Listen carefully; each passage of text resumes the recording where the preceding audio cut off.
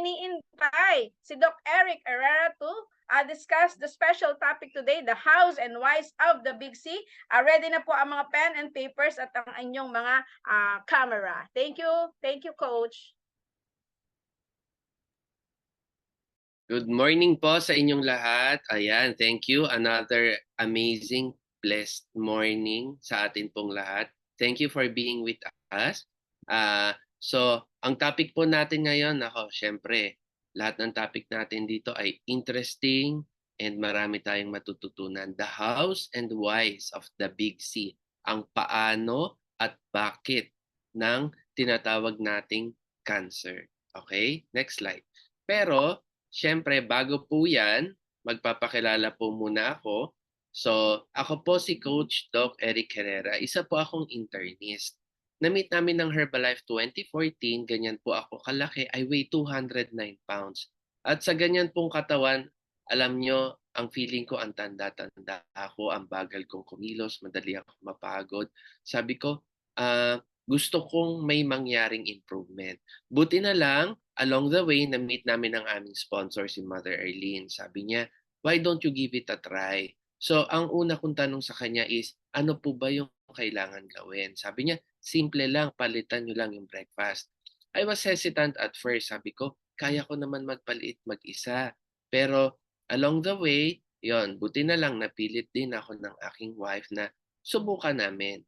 Kaya sinubukan namin and 3 days constantly shake lang ako. Every morning, doon ko naramdaman, unti-unti gumaang yung pakiramdam ko. Kaya tinuloy-tuloy namin, no, tinapos namin yung 10 days program sa Nutrition Club and dahil dyan, I lost a total of 20 pounds at 4 inches sa aking waistline. So, after noon, nalaman namin, meron palang higher discount, yung 50% discount na tinatawag. So, hindi na kami bagal-bagal, nagmadali kami, we qualified supervisor 50% and mas na-enjoy namin ang products ng mas madaming, mas mahaba, no? Kaya, up to now, yan, nagtitake kami, we're 50% now. And doon sa naman ng value ng community, so itong Virtual Nutrition Club, nako, buti na lang, no? Nadikit kami dito kasi dito marami tayong learnings full of positive people and syempre, parehas ng goals, health goals nating lahat. So, ayan. So, ano pa? Yon, yung mga trainings na sinasabi natin, wag niyo pong imi-miss yun dahil marami kayong matututunan. Ako, at my stage, no, nag-a-attend pa rin ako ng training kasi there are still lots of learning po para sa atin. Okay? So, ayan. So, pag-usapan na natin. So, pag sinabing cancer, halimbawa, tatanungin ko po kayo. Pag sinabing cancer, ano po ba ang tingin or pananaw nyo pag sinabing cancer sa inyo? No? Siguro yung iba napapaisip, oo nga, ano nga ba ang cancer para sa akin? Siguro sa iba, pag sinabing cancer, isa itong nakakatakot na sakit. No? Parang pinangingilagang sakit, no, para sa iba. Siguro sa iba naman, cancer, napaka-komplikado niyan.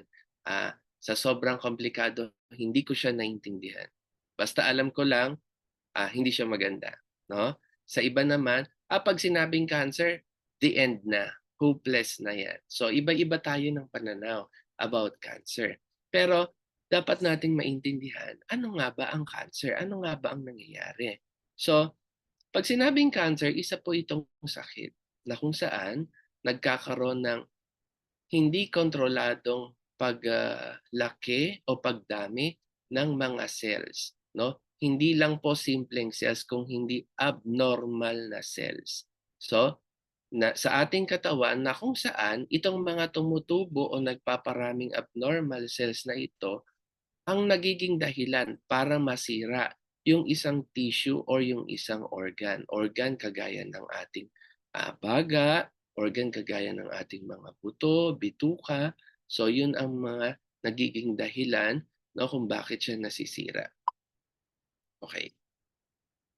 So, pag sinabi po nating cancer, ganito po yan. So, tayo ang isa sa bawat sa atin, no? Ang isang tao, binubuo po tayo ng trillion, hindi billion, trillion of cells. So makikita nyo, ganyan yung blue.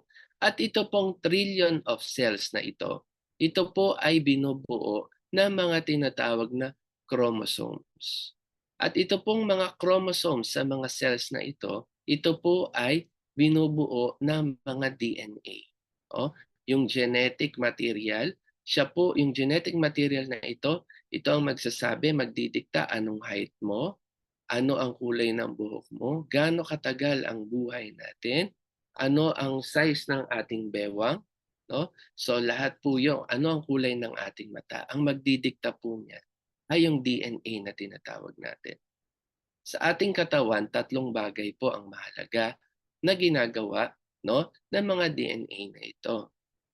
May mga genes na responsable. Sila lang po ang nakatoka na gumawa na kung saan sila ang magdidikta ilang beses magdi-divide or magpaparami ang isang cell, gaano kadalas sila magdi-divide, yung pacing na tinatawag. So meron pong nakatoka doon na gene.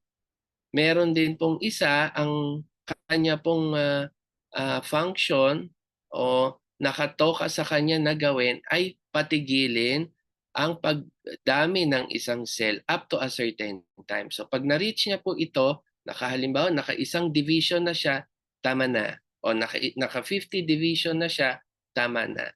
So siya lang po ang pulis na tagapigil sa pag-divide ng cell. Meron din pong isang gene ay isang DNA, ang kanyang toka naman po ay i-preserve at i-maintain ang genetic material. So kumbaga parang bolt siya. So doon lang nakatago ang mga genetic code na tinatawag. So kanya-kanya po sila ng function sa ating katawan. Ngayon, tandaan po natin, sa isang normal na individual, ang normal cells po ng kanyang katawan ay nagfa-function in an orderly manner. Ibig sabihin, ito munang mangyayari, magpapadami muna siya, tutubo muna siya, magdi-divide muna siya, at eventually, mamamatay siya. So, ganun po ang sequence, ganun po ang order niya. At nangyayari po yan, araw-araw, minu-minuto, segu-segundo, sa buong lifespan natin. Ganyan po ang order, no? So may sinusunod siyang order. Ngayon, the how. Paano nangyayari ang isang cancer? Nangyayari po ito kapag may imbalance. So ibig sabihin, parang nagkagulo na.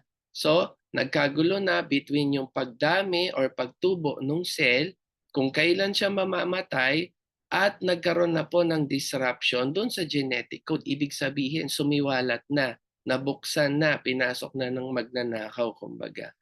That can lead to cancer. So, ibig sabihin, riot na sa loob ng ating katawan. Wala na pong balanse, wala nang sistema. So, ganun po siya. So, tandaan po natin, ang cancer cells, hindi po sila namamatay. Kagaya na nabanggit ko kanina, sila po ay patuloy na dumadami. Out of control na sila. Kumbaga, nabaliw na. No? Ayaw ng papigil. So dahil dyan, they continue to divide, they continue to grow in a disorderly fashion. So wala na silang sinusunod na batas, wala na silang sinusunod na code. Ganyan po mag-behave ang cancer. So, kagaya na nabanggit ko kanina, yung gene or yung DNA na responsable sa promotion at pagtubo at pagdami ng ating mga cells, nagkaroon na ng errors. Kumbaga sa computer, system error na, hindi na mabasa. Ganon din, system error na rin kung hindi na ma-regulate ang kanyang growth, system error na rin ang nangyayari kung hindi niya na kayang panindigan na itago or i-maintain ang genetic code. So, ganyan po ang nangyayari. Sa isang system error sa mga bagay na yan, eventually, that may lead to abnormal cell growth. Ngayon, bakit po nangyayari ito? No? Sinasabi nila na ang isang tao habang tumatanda, usually by the age of 65, 66. So, kada division ng ating cells, so yung mga 65 years old, 66, napakaraming division of cells na ang nangyari dyan. Eventually, pumapalya din po yan. So as they age.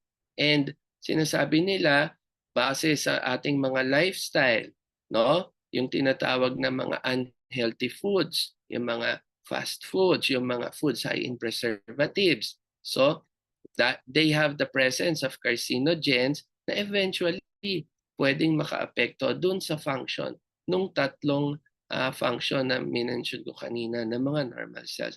Ano pa? Yan, yung cigarette smoking, alam naman natin, ako, napakaraming carcinogens or cancer-causing ingredients sa bawat stick ng sigarilyo na susunugin natin. Ano pa? Yung mga alcoholic, napakalakas uminom ng alak. So, prone dito, especially ang mga taong may esophageal cancer or mga throat cancer, lalo na pag pinaghalo nila ang bisyong sigarilyo at alak, tumataas po ang risk nila for developing cancer. Ano pa? Yung mga taong nasa working environment, yung mga textile industries, nasa pintura, nasa chemicals, pesticides, no? Yung pollution po na nalalanghap nila, ayaw man nila pero they have to work. Pero nasa-sacrifice po, no, ang kanilang health kasi exposed sila araw-araw, and kung mangyayari po ito during their lifetime, no, na kaya nilang mag-work, so napakataas po ng risk. Ano pa? Sa family history natin, lolo, lola, kalololohan, kalola-lolahan natin, may history, pwede pong maipasa yung genes, no, sa mga magiging apo hanggang apo sa tuhod, apo sa talampakan na tinatawag. Pero tandaan natin, pwede po itong lumampas or mag-skip sa isang henerasyon. Pero nakadepende po ito again sa magiging lifestyle nung generation na yon. Sinasabi nila, cancer runs in the family. Oo, pero it's not a guarantee na lahat po tatamaan kasi depende sa lifestyle nung particular generation na ito. Bakit sinasabi na it runs in the family? Kasi usually, pag may gathering, 'di ba? Or sa isang maliit na pamilya, ang isang mamantikang pagkain, maalat na pagkain, unhealthy na pagkain, pinaghahati-hatian po yan sa isang lamesa. So pare-parehas po sila ng kinakain. Kaya eventually, paglaki ng mga bata, pare-parehas din, no, ng mga sakit kadalasan. Ano pa yan? Yung mga fast foods na banggit ko, ang ultraviolet light, no, mula sa araw, kung wala po tayong protection diyan, o yung nasa mga radiation na tinatawag. So ang common naman po diyan, tinatamaan syempre yung mga ating balat, number 1. Ano pa? Yung mga overweight, no, kaya dito sa VNC binabalaan natin or binawarningan natin, if you are overweight, please po, no?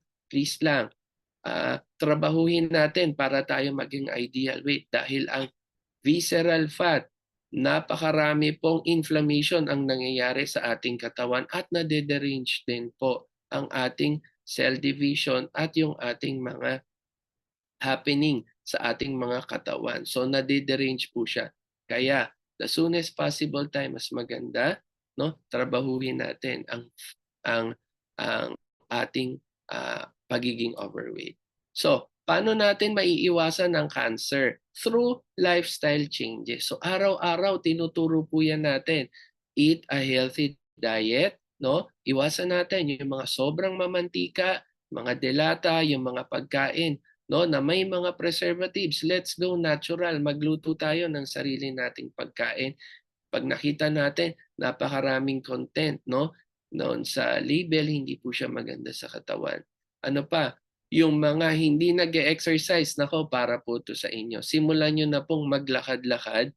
At doon naman sa nag-exercise na, congratulations, keep it up, no? Meron tayong sessions dito sa VNC, no? Every week. So join po kayo.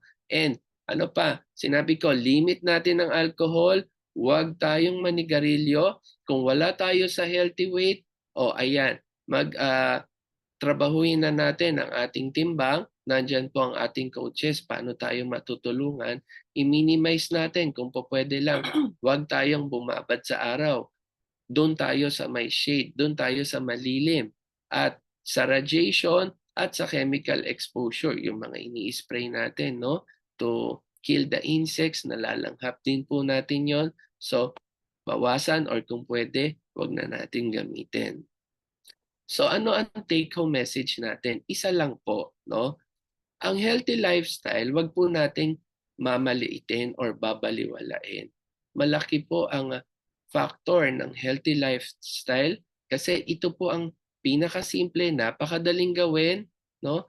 Pinaka-cheapest way of preventing the big C. Sinasabi nila, ang cancer, pag nandyan na sa family, nako, lagot ka na. Hindi po. Dahil may magagawa po tayo kung gusto nating umiwas, we can do it now.